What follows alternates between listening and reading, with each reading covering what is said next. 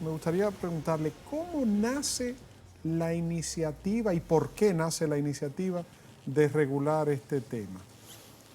Bueno, fue un decreto 333 del 2022, donde se integraron un grupo de periodistas, dirigentes gremiales del periodismo, abogados,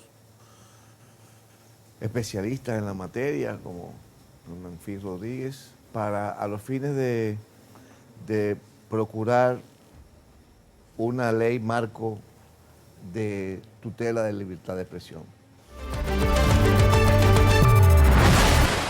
Continuamos con el desarrollo de su programa La Mirada. Son las 8:31 de la noche. Hoy es miércoles 7 de mayo del año 2025.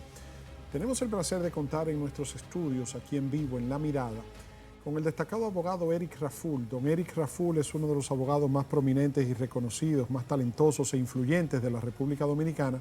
Y don Eric Raful ha sido de los abogados que ha estado trabajando en esta controversial proyecto de ley de regulación de los medios de comunicación. Y digo controversial porque mucha gente ha opinado a favor, en contra. Claro. Anoche estuvimos analizando ese tema. Muchos opinan conociendo el borrador, otros opinan por lo que escuchan. Por lo que escuchan, Pero sí. Una voz muy autorizada para expresarnos su mirada es la de don Eric Raful. Le agradecemos su presencia aquí con nosotros. Lisette y yo nos sentimos muy complacidos. Buen amigo. De recibirlo. Gracias, Lisette. Un placer tenerte. Víctor. Sí, el placer es mío estar con ustedes. Don Eric, ¿cómo nace? Me gustaría preguntarle, ¿cómo nace la iniciativa y por qué nace la iniciativa de regular este tema?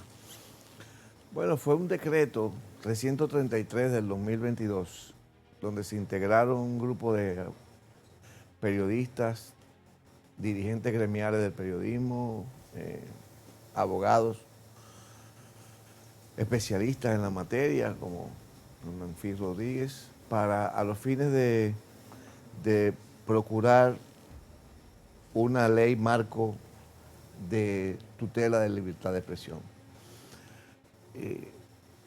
Entrar ya en las razones que llevaron a ese decreto, hay quienes dicen que fue por unos temas que sucedieron con unas leyes fallidas, con unos proyectos fallidos, que fueron cuestionados.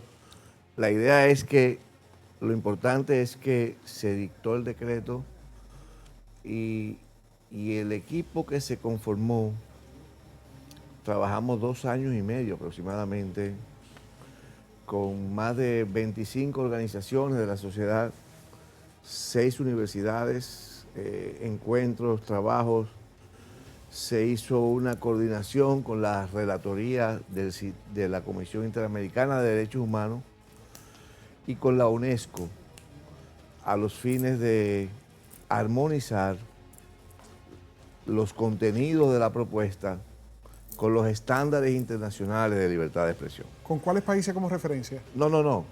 Países como referencia varios, pero básicamente nos montamos en los lineamientos de la UNESCO. En el abril del 24 hubo el evento más importante del tema de redes sociales en París y libertad de expresión, y en los lineamientos del sistema interamericano y del Tribunal Constitucional Dominicano en ese tenor. Hay 2 aspectos relevantes a tomar en cuenta.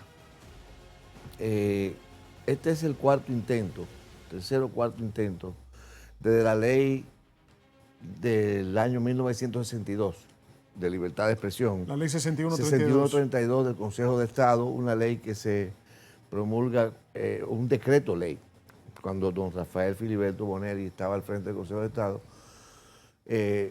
inmediatamente después de la decapitación de la dictadura. Pero la gente piensa que solamente estamos hablando de 62 años de retraso o de ancianidad de una legislación que está basada en una sociedad como la del 62, que no tiene nada que ver con la sociedad dominicana actual, no solamente por las transformaciones a nivel social, sino por las transformaciones sobre todo de los mecanismos de comunicación y todo eso. El problema es que todavía es peor aún que esa ley del 62 está fundada o motivada, y es prácticamente una inspiración de la ley de 1881 de Francia de libertad de expresión. Peor todavía, de 1881. Entonces hay 2 elementos que concurren en la necesidad de actualizar un derecho fundamental, la tutela de un derecho fundamental como la libertad de expresión.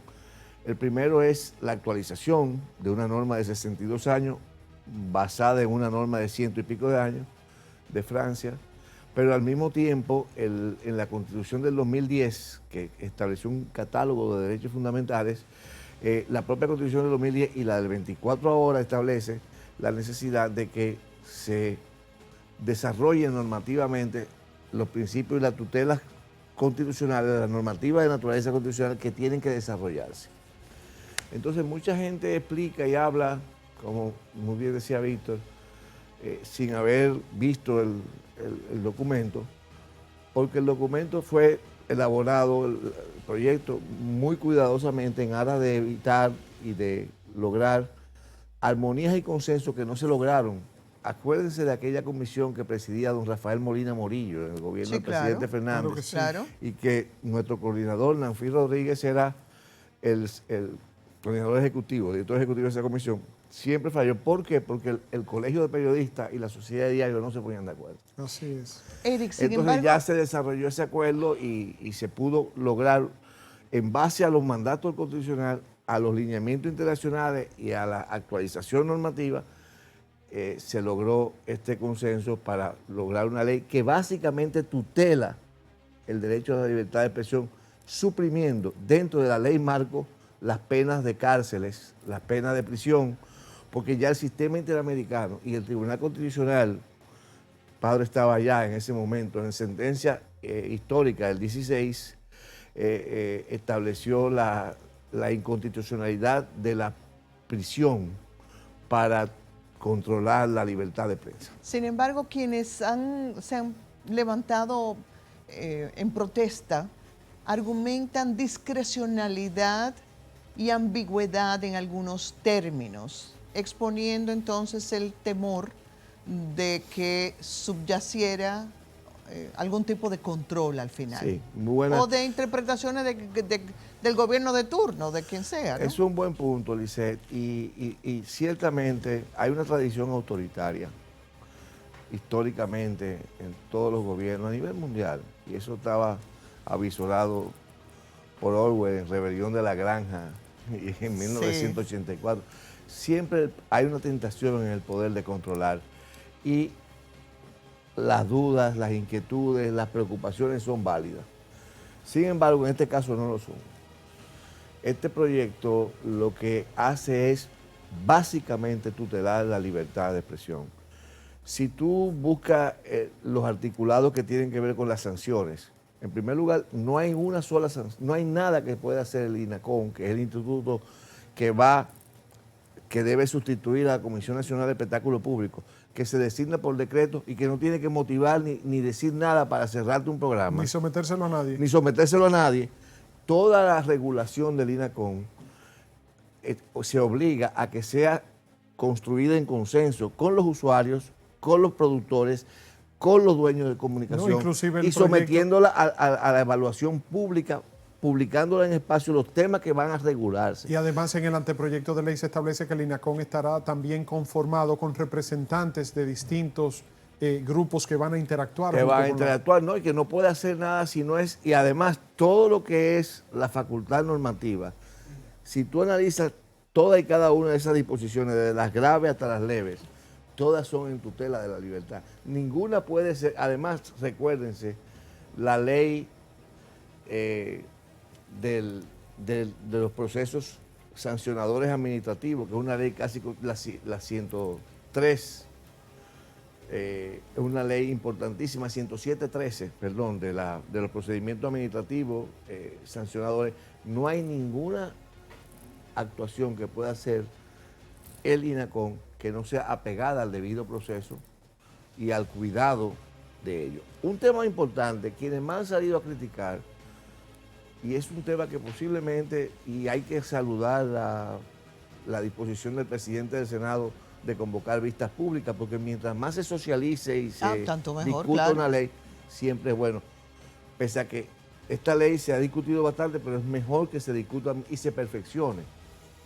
Pero cuando tú ves su contenido y cómo fue elaborada, o sea, lo que procura realizar, tú te vas a dar cuenta que el régimen sancionador tiene que respetar el debido proceso de una manera brutal. Y los usuarios, que hay una gran confusión, que es la que ha generado el mayor revuelo, se dice que cuando se están controlando las plataformas de Internet, las plataformas tecnológicas, realmente a quienes se están controlando es a X, a Instagram, A Facebook. a Google y a Facebook, que son las entidades que en otros países del mundo han generado sanciones, ¿Con cuáles ejemplos, don arbitrariedades. Eric? Entonces, los de aquí, el INACON tiene la obligación incluso de acompañar a los youtubers, de acompañar a los productores de contenido en las reclamaciones de las afectaciones que le hagan. Hasta los algoritmos están sujetos a valoración. Y los controles que se hagan tienen que tener evaluaciones semestrales en la Don ley. Eric, ¿con O sea, hay cuáles todo países, un control de ellos. ¿con cuáles países como ejemplo? Le preguntaba ahorita, como las redes sociales son relativamente nuevas y el nuevo orden mundial con los avances de la tecnología, ¿cuáles países pudiéramos presentar como referencia de que se hayan establecido estos tipos de controles o marcos jurídicos? Mira, en primer lugar, tanto en Europa como en Sudamérica, se ha desarrollado mucho el tema de la normativa de la libertad de expresión. Se ha desarrollado mucho. Lo que pasa es que hay un componente nuevo, que fue el objeto fundamental de discusión en el encuentro de París del 2024, y es el que tiene al mundo ahora mismo en un proceso de discusión permanente y donde no existen consensos, que es básicamente el tema de las redes sociales y la libertad de expresión. Es un tema muy complicado. Muy complejo. Fíjate que cuando el presidente Trump asume el poder, que tenía una posición muy particular que se confrontó entre X, las redes sociales. ¿No acuérdese que le cerraron la cuenta? Que le cerraron la cuenta. Se da un proceso que es el grupo Meta de Zuckerberg, Sí, que genera una disposición donde la veracidad de los contenidos de la información no debe ser ya verificada. O sea, ni siquiera se tiene que verificar la veracidad con la bandera de la libertad de expresión. Entonces ahí hay un territorio claroscuro cuya regulación no es fácil, es un tema complejo. Se trata, y por eso el proyecto lo que hace, refuerza es la tutela de la transparencia, del equilibrio, de la no discriminación y la protección de la dignidad humana, que es un mandato de la Constitución, que la dignidad humana, la tutela de la dignidad humana es el tema central de la Constitución del 2010 para acá, y del Estado Social y Democrático de Derecho.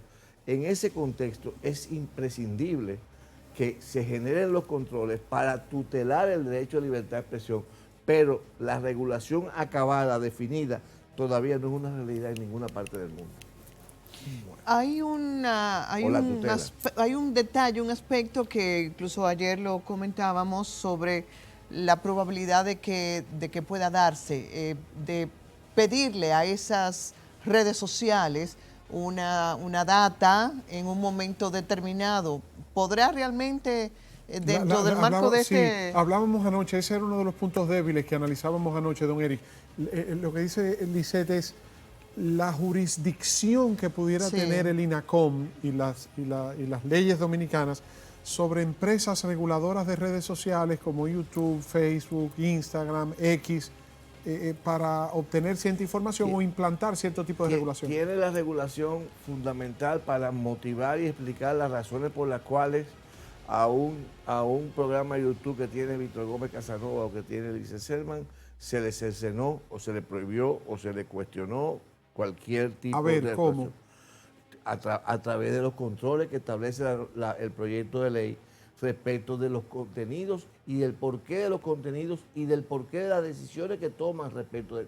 Eso ha generado incluso, y eso quedó plasmado igualito que está en Europa, generó, no sé si ustedes recuerdan el debate de unos periodistas que fueron declarados prorrusos en la guerra de Ucrania y Rusia, que generó un abordamiento del tribunal, incluso creo que eso llegó a la Corte Europea de Derechos Humanos y se consideró una especie de discriminación respecto a la ideología o a la forma de pensar de uno. Todos esos mecanismos van a estar ahí y lo que pasa es que van a ser mecanismos que tendrán que ser utilizados y tutelados. tú puedes cuestionar si el Estado, si el INACOM va a tener esa capacidad, pero no solamente eso, tiene la obligación de acompañar a los productores de contenido en cualquier reclamación que afecte sus derechos. Y la solicitud de información está absolutamente tutelada por la Constitución y por la legislación ordinaria y tiene que estar debidamente motivada y en la mayor parte de los casos por orden judicial. Bueno, Muy Eri, bien, pues muchísimas gracias, Eri, por esas explicaciones. Sí, valiosa información que complementa lo que discutíamos ayer y nosotros... Y es importante, gracias a ustedes por la invitación, es importante que esto se debata. Claro. Sí. Es importante que vaya ahora a vistas públicas Y que se que conozca. cualquier mejoramiento, cualquier fórmula que ayude a que tengamos un instrumento más Y mucha idóneo. gente que anda por ahí, don Eric, opinando, son 29 páginas, 75 artículos, es bueno que lo lean antes de opinar. Yo creo que es bueno que lo lean. No, claro, y para ir en las vistas públicas hay que conocer el proyecto. Mire, porque... don Eric, no se vaya, quédese ahí, que vamos a conversar ahora con el general Damián Arias. Usted sabe que se reunieron los cardenales y empezó el cónclave allá en Roma, en el Vaticano. Pero hoy salió humo negro. Lisette quería que saliera humo blanco porque ella dice que está loca por saber quién va a ser el nuevo papa, pero que eso se toma unos días. Yo le dije a ella que tenga paciencia. Cuidado, sí, hay un chiste por ahí en las redes de un humo que salió de una... No, dije que era un barbecue que estaban adentro de la Capilla Sixtina.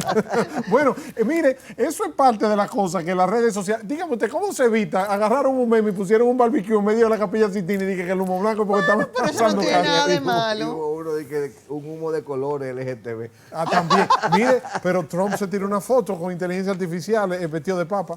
No, eso no tiene... Eso no- Él dijo que quiere ser papa. Señora, usted... Nos vamos a una pausa y regresamos en breve. Gracias, don Eric.